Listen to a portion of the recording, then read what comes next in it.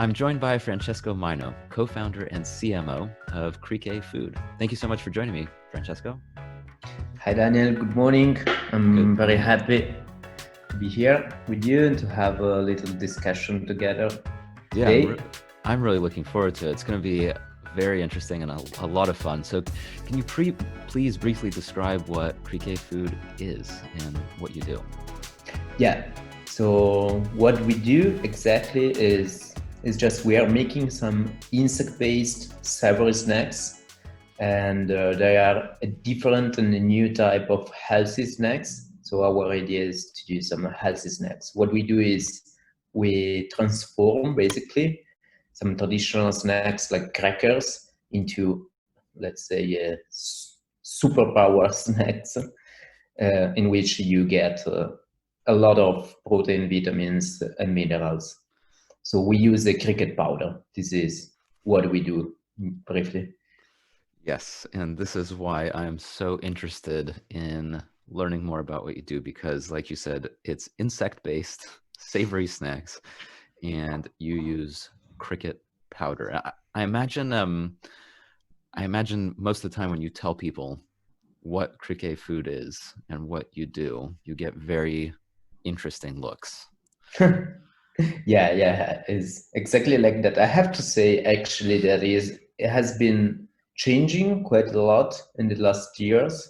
So Really? let's say, like for example, we also trade as the Borough Market in London, and Borough Market in London is a huge market, and like thousands of people every day, not right now, but used to pass by. So it's where you get a lot of face expression from the people. And I have to say that in the last 2 years, it has changed quite a lot also there.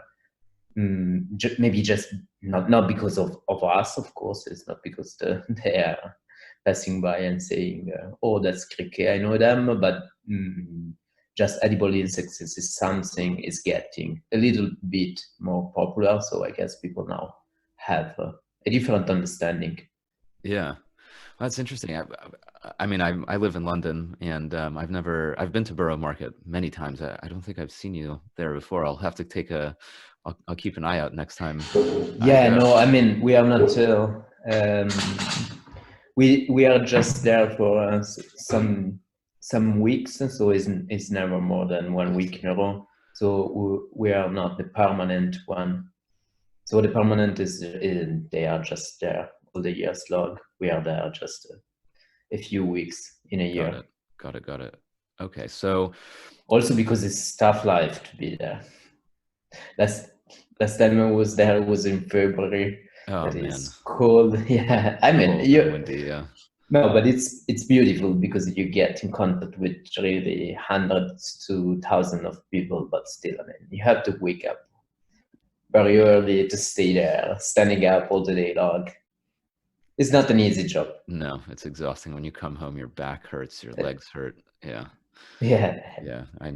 I've done things like that. It's tough work.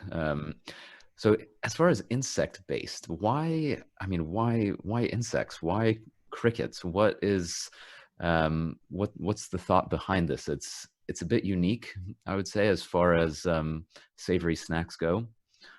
So what's the thinking behind that? Yeah. So actually, I mean, what we do, and we do cricket crackers, is something we only do, but at the same time, we are not the only brand in the edible insect sector, and not even the only actor. So it's something way bigger than what we are doing. So the idea is just that actually edible insect could be a very good source of food and a very good source of protein. Not just good in terms of they are nutritionally balanced, they are high in protein, vitamins, and minerals, but at the same time, they are way more sustainable than actually all the other kind of protein that we usually consume in our diet. So in the West, this is the main point. So the main point is in the West is that edible insect could be another sustainable source of food and source of protein. In the rest of the world, it's just a traditional food, so it's something have always been there, have always been considered as food. So it's just one of the endless number of different food we have. So what we hope is that in the future also for us could be something like that, but at the very moment it's difficult because we are not used to see insect as a different form of food. So what we think is it would be better to do some snacks. That is an easier way. So yeah, is sustainability just consuming a few resources, a few natural resources like water, land, not emitting a lot of greenhouse gases. This is the main point. This is the main point for us. Yeah, I think that's that's a really interesting point. It's as I was reading about this, I was really surprised in terms of water, land emissions, like you just said. Some interesting stats that I read is in terms of water, to produce 100 grams of beef, you need about 2,200 liters. Yeah. So when we started everything, this is one of the numbers that gave us the idea to start something, to have some other sustainable way to get our proteins. And at the same time, what was very strong is also all the work FAO is doing and has been doing in the last 10 to 20 years in promoting edible insects. So they did a lot of research, a lot of reports that are exactly the reports that me, Eduardo is the other co-founder with other guys, but me and Eduardo, we had the very first idea. Is what we were reading, and starting from that, we decided we want to give our own shape to the movement. So starting Crické, that at the time was not even called Crické, but this is another story. So yes, this is a very important point.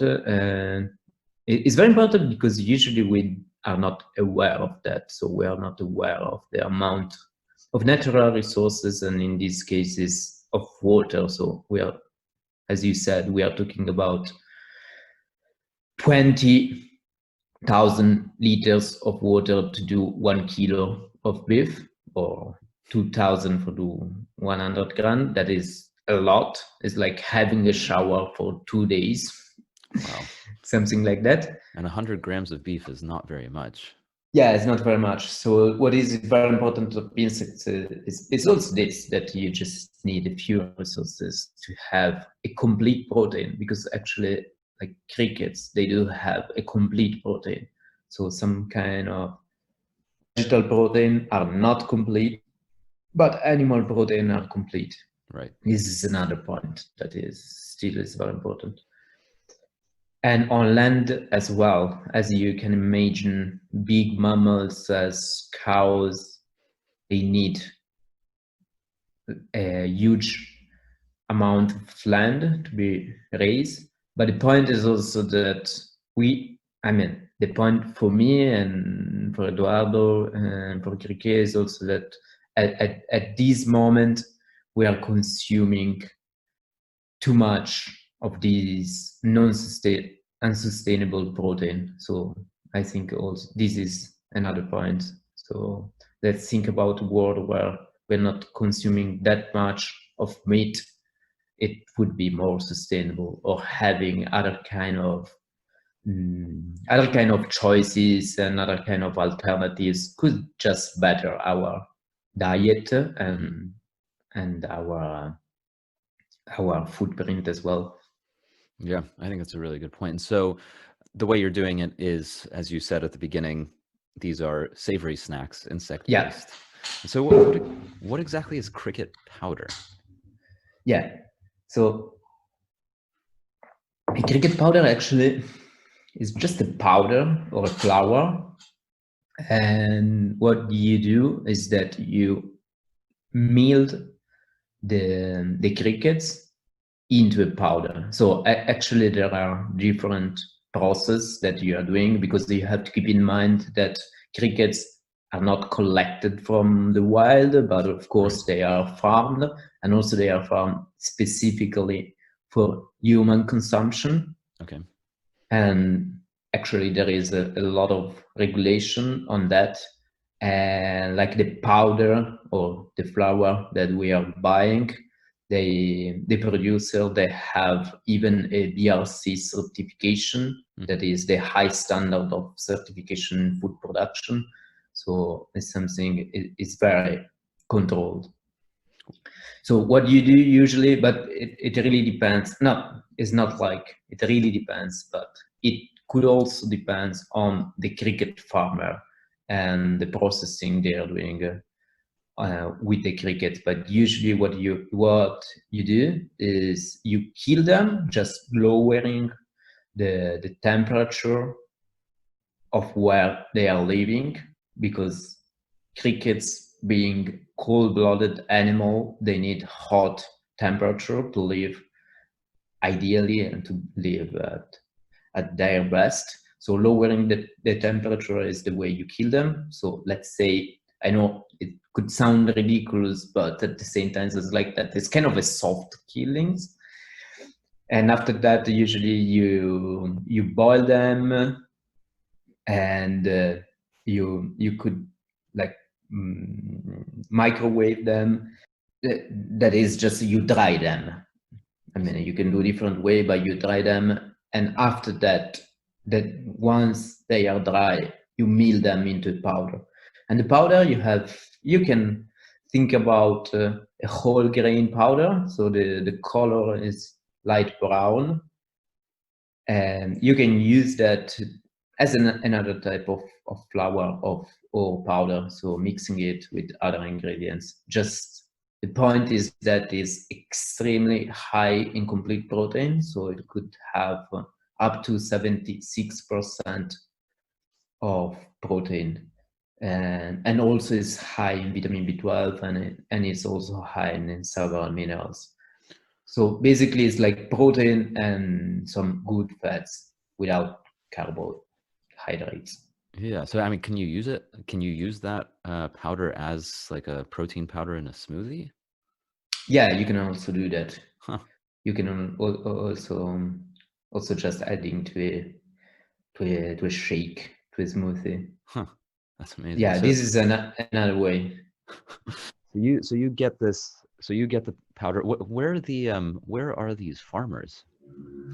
So the farmers, I mean, not all of them, because some of them, of course, are here in Europe as well, and is also getting bigger, and there are more farms right now. So they are developing new technologies and doing a lot of innovation. So it's something it will grow in the next years for sure. But now the powder we have is the farms are in Thailand. I see. So actually the business partner is English. Is from the UK. It's a UK company, but just the farms are in Thailand, and there are many reasons for that. One of those is that actually not just in Thailand, but any country has this kind of weather, is where they ideally grow, because they need hot weather. At the same time, in Thailand, there are more than 10,000 cricket farmers, so they have a lot of knowledge, they have a lot of expertise, so they know how to do that. That is not easy. It's not easy at all, and it's not very automatized at the moment, so it's still people doing this. And so the quality of the product is very, very high, it's very, very good. And these are some of the reasons why we decided to go for these producers instead of another one. Yeah, it's interesting you mentioned Thailand. I when I was reading about cricket crackers, I was thinking because you mentioned on your website that 2 billion people around the world eat edible insects, and the only experience I have with that, I don't think I've actually ever eaten an edible insect is I remember I was in Thailand, like you said, and we were walking somewhere. I believe this was in Bangkok, and I just saw a little a street vendor, like a trolley, the kind that you would see at least in Europe selling ice cream. It had a little umbrella, and it just looked like a little trolley. And as we got closer to it, we realized that the person behind the little trolley was actually selling either crickets or grasshoppers, and they were I think roasted. And you would just buy a cone of crickets and you just pop them in your mouth. We did not do that, and I was shocked and dumbfounded. I could not believe it. Clearly it's a completely normal thing, like you said, but coming from a Western country, I mean, at the time I was living in the US, it was very different. So it makes sense in Thailand that's where it is. Yeah, exactly. So where is traditional, of course, is something if for the people living there, something just usual, but for us, it's something like shocking at the very first time, because I mean, I also didn't spend all my life eating edible insects. I also didn't know anything about that, so I realized that there was this huge world just waiting for also for us to be discovered. But yeah, and I mean the very first experience you have usually is kind of shocking because you're not used to that. But after that, you just realize it's nothing that's special in terms of you don't understand why there is a taboo on this. Yeah, that's a good point. When was the first time you tried an edible insect? Yeah, also for me it was in Thailand actually. Okay. Because I was on a trip with a friend of mine, and we spent more than 1 month. So we were going all around. So I mean, I had several chance to to try them. But what is amazing is that being a traditional food, it means that it's spread all around the world. So we are talking about Thailand, but like a few days ago, no, yesterday, I was talking with a Mexican guy, and he was telling me about all the traditional edible insects they have in Mexico. So one of those is chapulines, that it is kind of similar to you have just described. So it's crickets, and you get it. I don't know if in a cone, but you get it and you eat them as popcorns. Yeah, exactly. They are just adding different flavors to them. So they are adding more chili and lime and this kind of stuff. Yeah, exactly. It's I suppose why not? And so the crackers that you have, they're not just pure. They're not pure cricket powder. Yeah, no, not at all. Yeah, because actually it's not possible to do a cracker just 100% cricket powder, and it would be extremely high in protein. So this is something we don't want also. So the crackers I will show you, so you can have a better idea. It's like this one. Okay, so it's just they look like whole grain crackers, pretty much same color, and they're brown. They sound like a cracker. Wow, you just ate a cracker. Yeah, they are very good. So eating every day.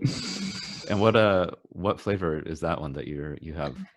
So this one I had is the one is mild spicy. So it's like this one, the orange one that you can see is ginger also and ginger and chili.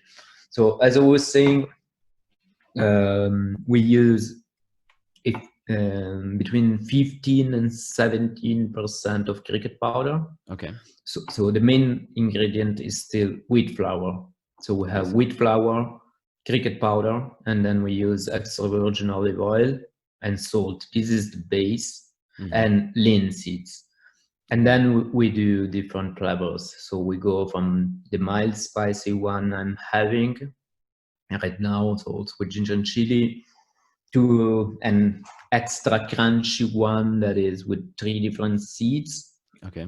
And to a more traditional One that is tomato, oregano, and another one is onion and nigella seeds. Mm. So there are many reasons we are using this amount of cricket powder, so between 15 and 17. One is because it's not that easy to work the dough if you have a lot of cricket powder. I see. It's not easy. Sometimes it's not even possible. So if you want to do a crunchy crackers, you have to balance that. Right. And also we want to have a nutritionally balanced product. Mm-hmm. So it's not just about protein. We want the product to be high in protein. That is very important. So our crackers are all have more than 22% of protein. Mm-hmm. And this is the point, but we don't want them to be just protein. And also on the taste. So if you are not used to have cracker with thought, it could have been easier to have a subtle taste. Right. That is like nutty tasting. Okay, so crickets taste like nuts? Yeah, but it really depends how you have them. So it's more on the powder. I see. It's more on the powder, and if you bake the powder. So in that case, the aromas is popping out. But like the one you had that were roasted or maybe fried, I guess they were not tasting that much as nuts. Yeah, I didn't try it, so I don't know. I haven't. You didn't. No, In Thailand. Okay. I wasn't brave enough. Okay. Yeah. I made you more brave then. Yeah, exactly. So part of the reason why you're doing the 15% is in order so that the flavor isn't too strong and it kind of blends in with the other flavors of the wheat, the olive oil, and ultimately the flavors of the actual cracker itself. Yeah. I mean, we have been also doing a lot of testing with many people just on that, going from the 10% to, let's say, 30%.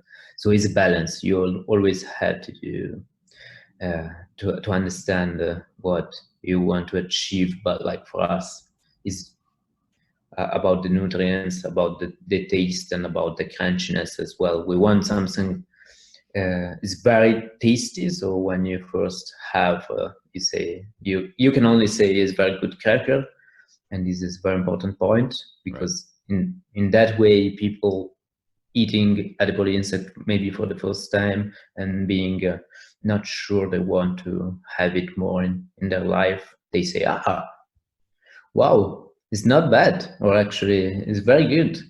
And from we kind of talked already about the protein and the B12, et cetera. Just going back to the health benefits and the safety, I suppose. You mentioned it's very high quality. As we've been talking about, crickets and edible insects isn't really something that is commonly eaten at all in Western culture. And so I imagine that that's a concern for many people is this actually safe to eat? So can you tell us a little bit, or can you tell me a little bit more about, the quality standards and why it is safe to eat? Yeah. So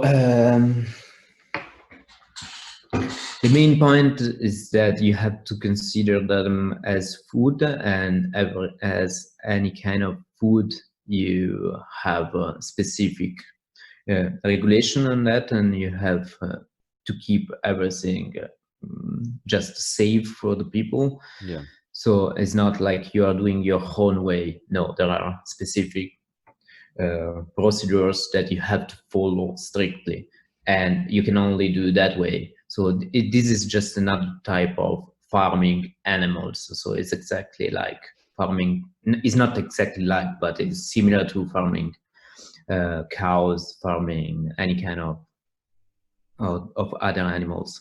So this is the main point. So people don't really have to be concerned because they actually usually don't know about for all the rest of food what is happening. That's true. And no, this is just the first point.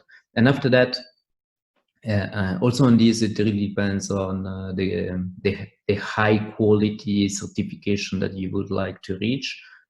Like the one our cricket powder producer have is BRC. So for people, for the food sector, they all know that BRC is like the top level certification.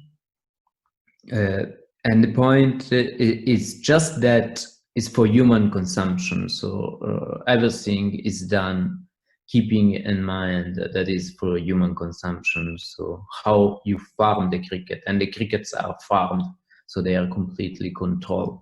So you know everything is happening. So you know what is the feed for them, what is the condition they are living in, how many of them the population is made. So you know everything. So everything is just controlled. And another point, another something people usually don't know, is also that they, being insect, being invertebrates, they have just a completely different DNA than our DNA. So also it's not possible that we get any kind of disease from them. I see. So this is also something is very important. Especially right now. That's yeah, especially right now. Yeah. But also right now, I mean, we don't know exactly how it happens, but it's sure that it's from the mammals. And if you think about all the different diseases we usually get from the animals, it's from mammals. So this is another important point. This is something is I'm not saying myself, but it's something FAO is saying. So if you just go like to our website, that we have the precise statement of FAO mentioning that there is no records of any disease is caused by insect this way. So this is another point. Yeah. So I don't know if you that's it's all very interesting. I mean, I think that's good points. I think as you said, the point is that it's farmed for food, for human consumption, and that's the important thing to remember, because ultimately, I mean, it's very true. I think that's one of the challenges of the food industry right now for a lot of people, is that it's very difficult to actually know what happens. A lot of it's very private and behind closed doors. And that point you made about people don't know where their food comes from or how it's made. Yeah, I mean, I always want people to guess and to understand more about where the food is coming from, but at the same time, this is something you have to do with all the other kind of food, because it's not making sense if you are just concerned on one and you don't know anything about all the others. So, I mean, in this case, of course, we all have in the sector to improve on anything. Like there are always rooms for improvement, but at the same time, there are agencies that are giving you the confirmation that that food you're having is healthy. So this is the main point, but it's for food, it's not for a specific food. Yeah, that makes sense. I'm just curious to go back slightly to the sustainability aspect, because animal agriculture, and we were comparing a bit on this animal agriculture, there is a lot of negative environmental externalities. So we talked about how beef, for example, uses a lot of water and, of course, the land. We haven't really mentioned the emissions, because if we look at the amount of carbon emissions that are produced globally, or the greenhouse gases specifically, there's a lot of it is related to animal agriculture. Yeah. Especially cows. So where do crickets stand, and insects in general stand, against animal agriculture as far as greenhouse gas? Yeah, so this is another very important point, and usually, so the more on average, all the reports, they say that you can consider insect protein is emitting 99% less greenhouse gases than like cows. Wow. And so the greenhouse gases actually is not just one, so it's a compound of different, but let's say for methane, that we all know that is a big problem for cattle, so that they are emitting a lot.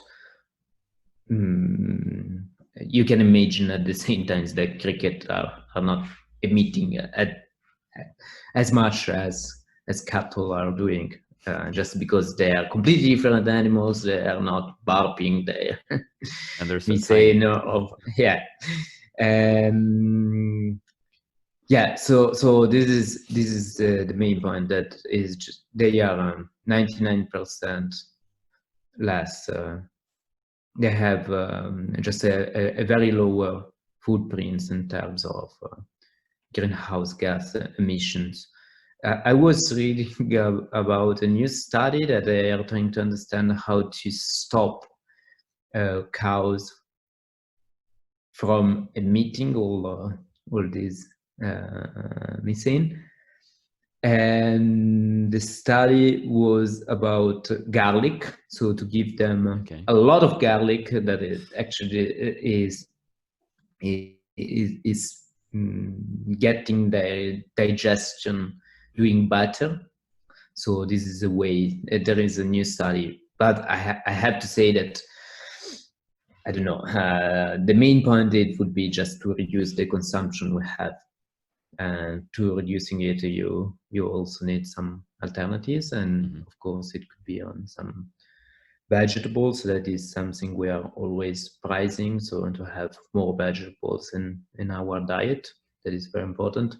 But just like the veggie protein are not exactly the same of animal protein, and you cannot. It would be better to have more option than less option for us. And so your cricket crackers, you see that as an alternative to something like beef. Yeah, I mean, it's not just instead of having a hamburger, you would go for crackers, of course, because it's just something different. It's just that you should have a little consciousness of how is your diet. So in a day, in a week, instead of having some kind of other more stressful for the earth protein source, you can have a cricket crackers, and you're getting 20 grams of protein, of complete protein. So this is the point, but still they are several snacks, so it's not just throwing away your hamburger and having some crackers for lunch. It's not that way, but you just have to be a little conscious of your daily intake. But that's it, because you can go twice, as Italian I would say, for pasta with tomato sauce. It would be great. Just go twice a day. No, I'm joking, but the idea for us is to reduce the other kind of animal-based food that we have, and meat, like beef is the first one that we would love to see people being reducing. And instead of that, you can also have some insect protein. And I mean, this is something I'm doing. So I'm like what is called a meat reducers. So I'm still eating like meat or fish, but just I try to keep it like no more than once per week. Like Eduardo, instead, he's vegetarian, so he's not eating meat. It's like 7-8 years he has not been eating meat, but he's eating insect protein. So it really depends on you. I mean, there are a lot of different ways to see that vegetarians are not just that persona, is more than one, and you can see that in different ways. It's not just possible to say is that fitting with a vegetarian diet. It really depends on you and your choices. Mm-hmm. Yeah, makes sense. I think that's an important thing to keep in mind. It's all part of a balanced diet, and yeah, you're able to supplement some of the things that you might be removing with an alternative. Are you going to be doing anything else in the future aside from savory snacks? Will you be looking at other types of products, or is there anything in the future pipeline or roadmap? Yeah, actually, we are working just in these days, so we have almost finished, and we will launch in the next month. So we have a new range, but it's still several snacks. Okay. So it's just a bite size. So we want to for the next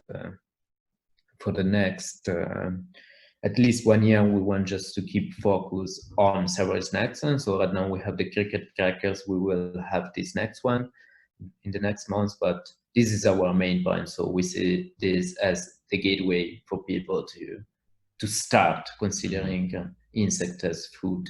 So this is our main point. So this is going to be the next product. Another product in the future we would like to make is also the cricket pasta. So because actually we did it many times. We were organizing also a lot of events, and we have a chef cooking for people, and it's not that difficult to do. And it's very good. That is very, very good, and it's very tasty. Of course, it really depends on which kind of pasta you are doing. So it depends also on all the other ingredients and how you are making it. But this is also something we are very interested in making in the future. So where can people buy Crické crackers? For anyone who's interested in trying it out or in switching to a more sustainable option, where can people go to learn about it and to actually buy it and taste it? Yeah, so we are selling online, and we are selling on our website, and we are selling throughout Europe. So actually, we are just sending in any country of Europe you are living in. Mm-hmm. So it's just our website, that is crickfood.com. So it's our name, cricket plus food.com. It's very easy. Or you can also go to Amazon. So we are on Amazon, and we are selling on Amazon. So if you are a Prime customer, so it's just taking a few days. So I would say also these are the best option at the very moment, because it's way better to just buy online. I won't mention other kind of retailers, because at the moment, of course, it's better to stay home and to try this kind of food from being delivered. So this is the two main options. Excellent. Well, Francesco, thank you very much for your time. I'm going to do it. I'm going to try it. And I definitely want to let you know what I think, because I think, like you said, it's a really great way to get started in eating something that's different, and yet at the same time, something that is done by a large chunk of the population around the world. So I'm looking forward to giving it a try, and thank you very much for your time and for going through what you and the team at Crické Food are doing. Thanks. It has been a big pleasure for me being here. So thank you, Daniel. Thank you very much for listening to this episode. If you enjoyed it, give us a 5-star rating. And also, please subscribe, whether on your podcast app or on YouTube. And that way you can be the first to know about new episodes. Thank you very much, and talk to you soon.